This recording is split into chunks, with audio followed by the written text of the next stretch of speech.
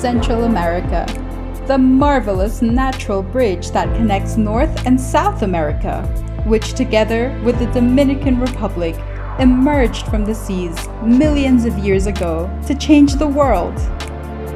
Its rivers, waterfalls, caves, archipelagos, bays, seas, lakes and lagoons are ideal settings to encounter captivating nature. The isthmus is connected by a volcanic mountain range in which there are hundreds of volcanoes, most of them active, true witnesses of the evolution of ecosystems. This region occupies 1% of the planet's surface, but is home to 12% of the world's biodiversity.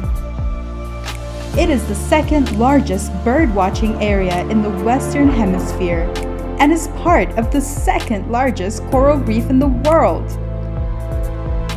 39% of its surface is forested. 25% of its land space is declared a protected area. And 22% of the marine area has the quality of natural conservation. The region constitutes one of the most important ecological protection ecosystems in the Americas. Among them are 17 biosphere reserves and 1 World Geopark declared by UNESCO, true microparadises for lovers of nature tourism. Let yourself fall in love with Central America and the Dominican Republic. Experience nature in its purest forms.